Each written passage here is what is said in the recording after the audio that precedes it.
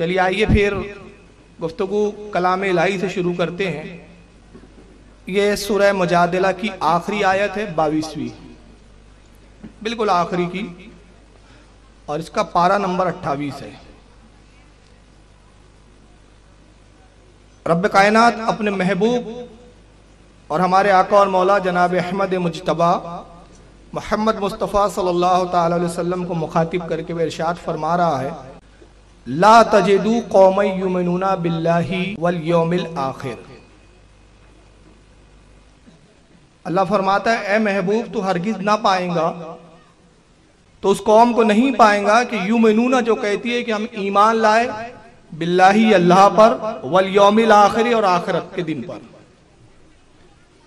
यानी कयामत पर ईमान लाए ये दावा करती है, अल्लाह पर ईमान लाए ये भी दावा है उस कौम का, रसूल पर ईमान है ये भी दावा है, आखिरत पर ईमान है ये भी दावा है। इन तमाम दावों के बाद उसका अमल ये है, ईमान के दावे के बाद, ईमान का दावा करने के बावजूद दोस्ती रखते हैं उनसे जो अल्लाह और रसूल के दुश्मन हैं।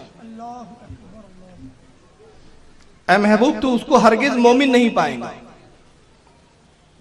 या कुरान बयान कर रहा है कि वो दावा तो जरूर है उनका कि हम मोमिन हैं, मगर अल्लाह फरमाते हैं कि महबूब वो मोमिन नहीं है।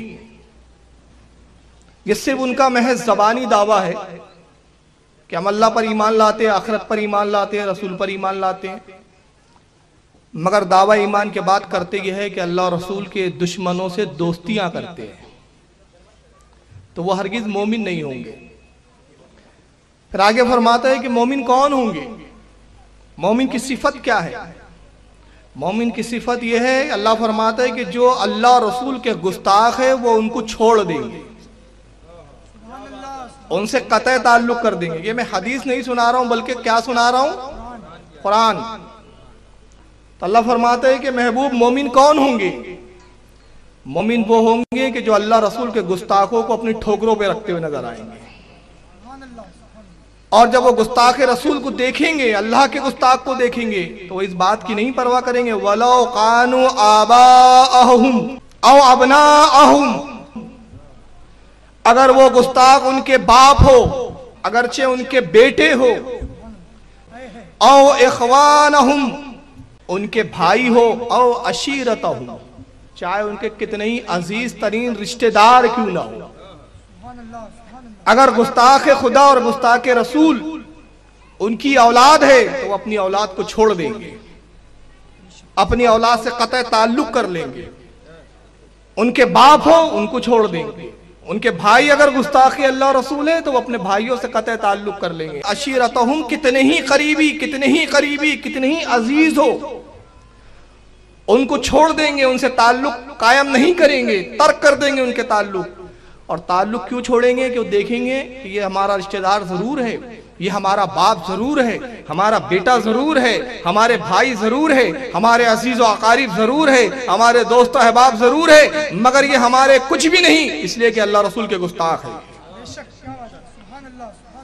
और सहाबा इकराम का ईमान यही था, जब वो रसूलुल्लाह पर ईमान लाए, अल्लाह पर ईमान लाया, और जब उन्होंने अल्लाह वाहदहू ला शरीक की उलूहियत का और रसूल की रिसालत का इकरार कर लिया, तो ऐसे मुस्तहकम ईमान के मानने वाले हुए, ऐसे मुस्तहकम उनका ईमान हुआ कि उन्होंने जंग बद्र में दिखाया, सिर्फ जबान से दावे नहीं किए। अल्लाह फरमा रहा है कि वो दावा करते हैं, अल्लाह रसूल पर ईमान लाए, आखिरत पर ईमान लाए, मगर अल्लाह रसूल के दुश्मनों से दोस्ती करते हैं। मगर सहाबा ने बताया कि हम सिर्फ जबानी दावा नहीं करते, बल्कि हमारा आलम यह है कि जंग बद्र के अंदर 313 ने बता दिया, अल्लाह के रसूल हमने आपसे आज इतना मजबूत और इतना गहरा रिश्ते मोहब्बत जोड़ लिया है कि इस रिश्ते मोहब्बत को कयामत बरकरार रखने के लिए आज हम हर रिश्ते को काटने के लिए तैयार है।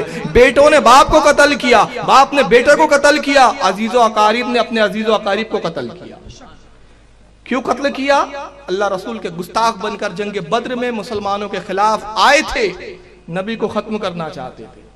तो अल्लाह फरमाता है कि उनकी मोमिनों की सिफत ये होंगी कि वो अपने बाप को गुस्ताख पाएंगे तो छोड़ देंगे, अपने बेटों को गुस्ताख पाएंगे तो छोड़ देंगे, अपने भाइयों को गुस्ताख पाएंगे तो छोड़ देंगे, अपने अजीज़ो अकारिब को गुस्ताख पाएंगे जो छोड़ देंगे। और जब वो इस मंजिल पर आएंगे, जब ईमान इतना मुस्तहकम हो जाएगा कि वो अल्लाह रसूल के गुस्ताख से दोस्ती नहीं करेंगे, तो अब अल्लाह ताला उनकी बशारत देता है, उलाइका कतबा फी कुलूबिहिमुल ईमान।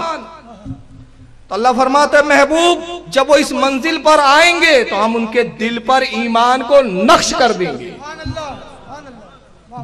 ईमान को उनके दिल पर खोद देंगे। जैसे पत्थर पर खुदाई कर दी जाती है जिसकी तहरीर को मिटाया नहीं जा सकता, वैसे ही हम ईमान को उनके दिल पर नक्श कर देंगे।